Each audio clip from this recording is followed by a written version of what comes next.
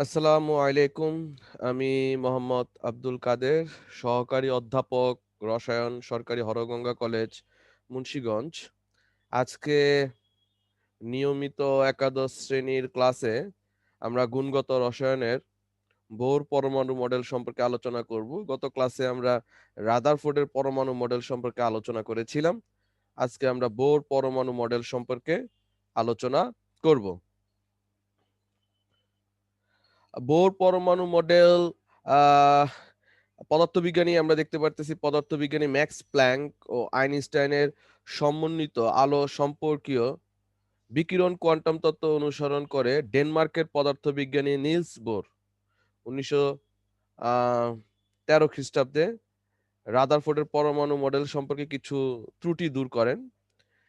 তখন Nils bore রাদারফোর্ডের পরীক্ষাগারে কাজ করতেন। রাদারফোর্ড প্রদত্ত পরমাণু মডেলের ৩টি ত্রুটি, যেমন ম্যাক্সওয়েলের তত্ত্ব ভিত্তিক ত্রুটি, ইলেকট্রনের কক্ষপথের আকার ভিত্তিক ত্রুটি এবং হাইড্রোজেন পরমাণুর বর্ণালী সৃষ্টির যথার্থ ব্যাখ্যা সহকারে বিজ্ঞানী বোর তার বিখ্যাত পরমাণু মডেল প্রকাশ করেন। ঠিক আছে? অর্থাৎ রাদারফোর্ড যখন তার আলফা কণা বা স্বর্ণপাত পরীক্ষার মাধ্যমে যে একটা মডেল দিলেন, পরমাণুর মডেল, যে মাঝখানে নিউক্লিয়াস থাকে, তার চারপাশে ইলেকট্রন থাকে, আ আ এবং সেক্ষেত্রে অবশেষে এটাকে সোলার সিস্টেম মডেল হিসাবেও বলা হলো। তো সেটা একটা যুগান্তকারী মডেল ছিল। কিন্তু সেই যুগান্তকারী মডেলেরও কিছু ত্রুটি ছিল। যেমন কক্ষপথে মানে ইলেকট্রনগুলা নিউক্লিয়াসের চারপাশে কিভাবে ঘুরবে, আ আ তাদের কোনো কক্ষপথ আছে কিনা সেটা সম্পর্কে কোনো ব্যাখ্যা ছিল না। ম্যাক্সওয়েল বলেছিল যে ইলেকট্রন যেহেতু চার্জ, আর চার্জ পার্টিকেল ঘুরতে সে লাগাতার শক্তি বিকিরণ করবে এবং শক্তি বিকিরণ করতে দুর্বল হয়ে নিউক্লিয়াসে পতিত হবে। সেক্ষেত্রে পরমাণুর কোনো অস্তিত্ব থাকবে না। সেই যে একটা তত্ত্বভিত্তিক আ এ আ ব্যাখ্যা ছিল, সেই ব্যাখ্যার কোনো সদুত্তর রাদারফোর্ডের পরমাণু মডেল থেকে পাওয়া যায়নি। আ আবার অন্যদিকে হইতেছে কিভাবে বর্ণালী সৃষ্টি হয়। পরমাণুর ক্ষেত্রে যে বর্ণালী সৃষ্টি হয়, স্পেকট্রাম, সেটা কিভাবে সৃষ্টি হয়, সেক্ষেত্রেও রাদারফোর্ডের পরমাণু মডেলে কোনো ধরনের সাজেশন ছিল না। সেক্ষেত্রে বিজ্ঞানী নিলস বোর সেই রাদারফোর্ডের পরমাণু মডেলকে একটু আপডেটেড করে, আরো বেশি আপডেটেড করে, এই প্রবলেমগুলার সলভ বের করে তিনি আরেকটা নতুন পরমাণু মডেল দেওয়ার চেষ্টা করেছেন এবং সেক্ষেত্রে তিনি যথেষ্ট পরিমাণ সফলতা অর্জন করেছেন। বোর পরমাণু মডেলে ১ম কথাই হচ্ছে যে ১ম যেই সমস্যাটা ছিল যে কক্ষপথের সমস্যা। কক্ষপথের সমস্যা। রাদারফোর্ডের পরমাণু মডেল ইলেকট্রনের কক্ষপথ সম্পর্কে কোনো ধারণা দিতে পারেনি। কিন্তু বিজ্ঞানী নিলস বোরের পরমাণু মডেলে সুন্দর করে ইলেকট্রনের কক্ষপথ সম্পর্কে ধারণা দেওয়া হয়েছে যে প্রতিটা ইলেকট্রন একটা নির্দিষ্ট শক্তির কক্ষপথে থাকে। আমরা দেখতে পারতেছি কক্ষপথ ১, কক্ষপথ ২, ৩, যেটা N দ্বারা প্রকাশ করা হচ্ছে। যে ইলেকট্রনগুলো বিভিন্ন কক্ষপথে থাকে সেই সম্পর্কে ধারণা দিয়েছেন এবং এই কক্ষপথে আ ঘুরার জন্য ইলেকট্রনের কোনো শক্তি শোষণও করতে হয় না, বিকিরণও করতে হয় না। অর্থাৎ কোনো ইলেকট্রন যখন তার নিজের কক্ষপথে থাকে, আম সেই কক্ষপথে ঘুরার জন্য তার কোনো শক্তি বিকিরণ বা শোষণ করতে হয় না। সেক্ষেত্রে ম্যাক্সওয়েলের যেই আ কমেন্ট ছিল যে ইলেকট্রন যদি বৃত্তাকার কক্ষপথে ঘুরে তাহলে সে লাগাতার শক্তি বিকিরণ করবে। কিন্তু না, নিলস বোরের কথা হচ্ছে যদি কোনো ইলেকট্রন তার নিজের কক্ষপথে ঘুরে তাহলে সে কোনো শক্তি বিকিরণ করবে না। তার শোষণও করতে হবে না, তার বিকিরণও করতে হবে না। সেক্ষেত্রে ইলেকট্রন নিউক্লিয়াসে পতিত হওয়ার কোনো সম্ভাবনা থাকে না। সেক্ষেত্রে একই সাথে আমরা কক্ষপথ সম্পর্কে ধারণা পেয়েছি। আর অন্যদিকে ম্যাক্সওয়েলের যেই তাত্ত্বিক সমালোচনা ছিল, সেই সমালোচনার সমুচিত জবাবও বিজ্ঞানী নিলস বোর তার এই কক্ষপথ আ সম্পর্কে ধারণা দেওয়ার মাধ্যমে সেই আ আ সেই যে সেই যে সমালোচনা, সেই সমালোচনার সঠিক উত্তর দিতে পেরেছিলেন। অন্যদিকে আমরা যাই, এই যে ১ম টাই ছিল যে তার যে প্রস্তাবনা, বিজ্ঞানী নিলস বোরের যে প্রস্তাবনা যে ইলেকট্রনের স্থির শক্তির কক্ষপথ বা শক্তি স্তর সম্পর্কে ধারণা। যে কি পরমাণুর কেন্দ্রস্থলে পরমাণুর সমস্ত ধনাত্মক চার্জ ও প্রায় সমস্ত ভর কেন্দ্রীভূত থাকে। একে পরমাণু নিউক্লিয়াস বলা হয়। নিউক্লিয়াসকে কেন্দ্র করে কয়েকটি নির্দিষ্ট শক্তির বৃত্তাকার কক্ষপথেই ধনাত্মক চার্জের সমসংখ্যক ইলেকট্রন সমূহ নিউক্লিয়াসের চারদিকে আবর্তন করে। এই আবর্তনের সময় ইলেকট্রনের গতি সাধারণ পদার্থবিদ্যার সব নিয়ম মেনে চলে। তবে যতক্ষণ তা একটি কক্ষে অবস্থান করবে ততক্ষণ আসল পয়েন্টটা হচ্ছে এই জায়গায়। তো যতক্ষণ তা একটি কক্ষে অবস্থান করবে ততক্ষণ তা কোনো শক্তি বিকিরণ বা শোষণ করবে না। এই কক্ষপথসমূহকে স্থির কক্ষপথ স্টেশনারি অরবিটস বা শক্তিস্তর বা অরবিট বলা হয়। শক্তিস্তর বা কক্ষপথ নির্দেশক প্রতীক হলো 1। ১ম শক্তি স্তরের বেলায় সেটা হবে n = 1, দ্বিতীয় শক্তির ক্ষেত্রে সেটা হবে n = 2 এবং so on এভাবে করে চলবে। অর্থাৎ এখান থেকে আমরা স্যার কি দেখতে পারলাম? এই লাইনটা যদি আমরা দেখতে চাই যে একটি কক্ষে অবস্থান করবে, এটা কক্ষে হবে না অক্ষে। এ একটি কক্ষপথে সরি, একটা কক্ষপথে যতক্ষণ নিজস্ব একটি কক্ষপথে অবস্থান করবে, ততক্ষণ তা কোনো শক্তি বিকিরণ বা শোষণ করবে না। বিকিরণ বা শোষণ করবে না। এই পয়েন্টটা হইতেছে এবং ওই যে নির্দিষ্ট কক্ষপথে পরিভ্রমণ করতেছে সেটাকে আমরা বলি স্থির কক্ষপথ। কারণ এখানে শক্তিটা কি থাকে? স্থির থাকে। ওই কক্ষপথের শক্তি কি থাকে? স্থির থাকে। এটা চেঞ্জ হয়ে যায় না। এটা কমেও না, এটা বাড়েও না। Always it's remain same.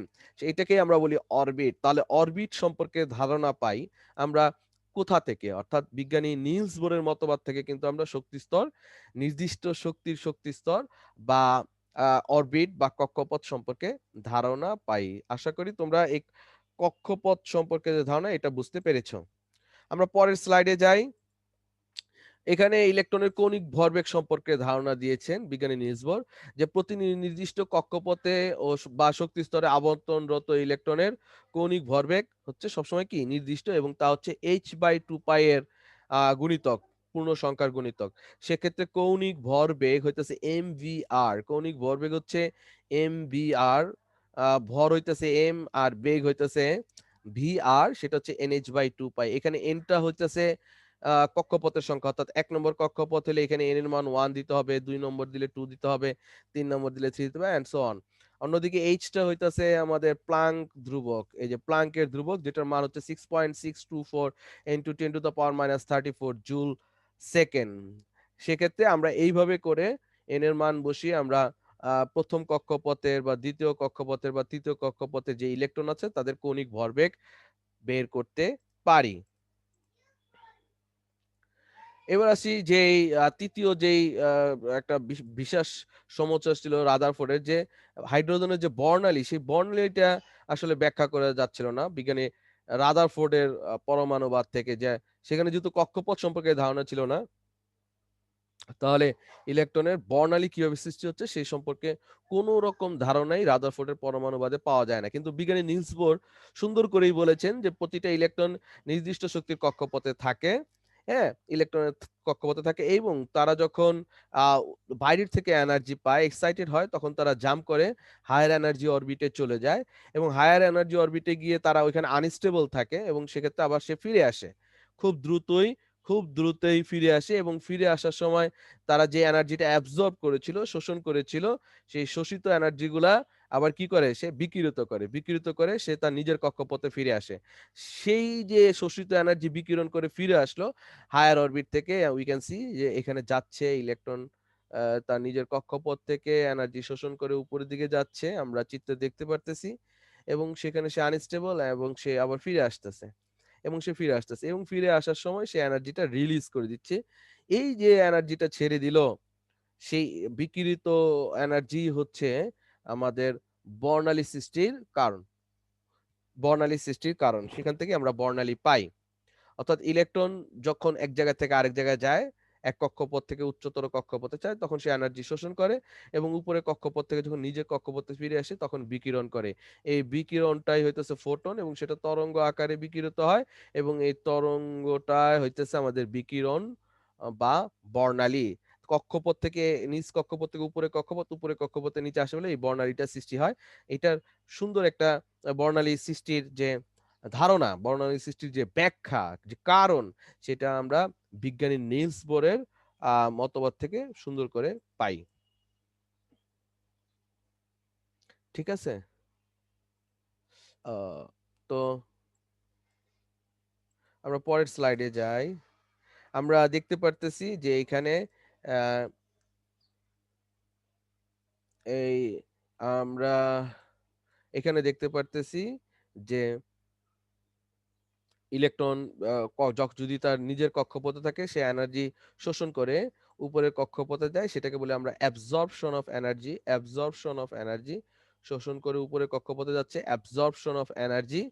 আমরা দেখতে পারতেছি n equal to 2 থেকে 4 এ যাচ্ছে, আহ, তারপরে 3 থেকে 3 থেকে উপরে যাচ্ছে, আরো 5 এ 6 এ যে কোনো জায়গায় যেতে পারতেছে, এবং তারা এই যাওয়ার সময় যে এনার্জি শোষণ করে সেটাকে আমরা বলি অ্যাবজর্পশন এনার্জি বা শোষণ বর্ণালী। এক্ষেত্রে শোষণ বর্ণালী সৃষ্টি হয়। আবার যখন উপরে কক্ষপথ থেকে নিচের কক্ষপথে ফিরে আসে, উপরে কক্ষপথ থেকে নিচের কক্ষপথে ফিরে আসে, তখন সেটা হইতেছে ইমিশন অফ এনার্জি বা বিকিরিত শক্তি। সেক্ষেত্রে এই ক্ষেত্রে বিকিরণ এনার্জি আমাদের তৈরি হয়। ঠিক আছে? ইমিশন স্পেকট্রাম তৈরি হয়। সেই ইমিশন স্পেকট্রামের ধারণাও কিন্তু আমরা এই জায়গা থেকে পেয়ে যেতে পারি। বুঝতে পারছো ব্যাপারটা? তাহলে বোর পরমাণু বাদে আমরা সব সুন্দর করে আমরা দেখতেছি ইলেকট্রন ইলেকট্রন এক কক্ষপথ থেকে আরেক কক্ষপথে যায় এবং আবার উপরে কক্ষপথ থেকে নিচের কক্ষপথে ফিরে আসে। ফিরে আসার সময় এনার্জিটা ছেড়ে দেয়, সেটা হইতেছে আমাদের বিকিরণ বর্ণালী। তাহলে বিকিরণ সম্পর্কিত আমরা যে সমস্যাটা ছিল যে বর্ণালী কিভাবে সৃষ্টি হয় সেটা কিন্তু একটা সুস্পষ্ট ব্যাখ্যা পেলাম। কক্ষপথ সম্পর্কে যে ধারণা ছিল সেটার ব্যাখ্যা পেলাম। ম্যাক্স প্লাংকের ম্যাক্সওয়েলের যে তাড়িৎ-চুম্বকীয় তরঙ্গ তত্ত্বের প্রবক্তা ম্যাক্সওয়েল, তার যে একটা কমেন্ট ছিল, সমালোচনা ছিল। আ আ সেক্ষেত্রে সে বলেছিল যে ইলেকট্রন লাগাতার শক্তি বিকিরণ করে নিউক্লিয়াসে পতিত হবে এবং পরমাণুর অস্তিত্ব থাকবে না যদি রাদারফোর্ডের পরমাণুবাদ ধরে নেই। সেক্ষেত্রে সেই ম্যাক্সওয়েলেরও কিন্তু জবাব পাওয়া গেছে না, যে ইলেকট্রন লাগাতার শক্তি বিকিরণ করবে না। ইলেকট্রন যখন নিজের কক্ষপথে ঘুরবে সেক্ষেত্রে সে কোনো শক্তি শোষণও করবে না, বিকিরণও করবে না। শক্তি কোনো শোষণও করবে না, বিকিরণও করবে না। তাহলে বোর পরমাণুবাদে আমরা রাদারফোর্ডের পরমাণুবাদের যে লিমিটেশন গুলা ছিল সেগুলা লিমিটেশন দূর করে বোর পরমাণুবাদে আমরা সেগুলার আপডেটেড ভার্সন পেলাম এবং সেই প্রশ্নগুলার সেই সীমাবদ্ধতাগুলার সঠিক উত্তরগুলা পেলাম। এজন্য মোটামুটি এখন পর্যন্ত বোর পরমাণুবাদ খুবই গ্রহণযোগ্য। এখনো কক্ষপথ সম্পর্কে সেই ধারণাই আছে। ইলেকট্রন নির্দিষ্ট কক্ষপথে করে সেই ধারণাই আছে। এখন পর্যন্ত বোর পরমাণুবাদকে ভুল প্রমাণিত করে নতুন কোনো পরমাণুবাদ তৈরি হয়নি। তবে হ্যাঁ, এটাকে আরেকটু সম্প্রসারিত করে বোর সমারফিল্ড নামের আরেকটি পরমাণুবাদ আছে। ইনশাআল্লাহ আমরা সেক্ষেত্রে নেক্সট ক্লাসে সেটা নিয়ে আলোচনা করব। আজকে তোমরা নিলস বোরের পরমাণুবাদটা ভালো করে পড়ো। আ তার যে আ তার যে কনসেপ্ট ছিল যে কক্ষপথ সম্পর্কে ধারণা, কৌণিক ভরবেগ সম্পর্কে ধারণা, তারপরে হচ্ছে আ শক্তির বিকিরণ সম্পর্কিত ধারণা, এই ধারণাগুলো ভালো করে বুঝার চেষ্টা করবা। প্রয়োজনে আরো যে আমাদের টেক্সট বইগুলো আছে সেই টেক্সট বইগুলা ভালো করে বুঝার চেষ্টা করবা। যত পড়বে ততই শিখবে। যত পড়বে ততই শিখবে এবং বোর পরমাণুবাদের কিছু লিমিটেশন আছে। বিশেষ করে যে সেটা আমি তোমাদেরকে পড়তে বলব। স্টার্ক প্রভাব আছে, হ্যাঁ? আ জি-ম্যান প্রভাব আছে। আ সেই সেই জিনিসগুলো একটু আলোচনা তোমরা বই থেকে পড়ার চেষ্টা করবে। সবাইকে আজকে এতটুক পর্যন্তই আমরা বলতেছি আমরা। তোমরা পড়ো। নেক্সট এ আবার তোমাদের সাথে দেখা হবে। সবাই ভালো থাকো, সুস্থ থাকো। আসসালামু আলাইকুম।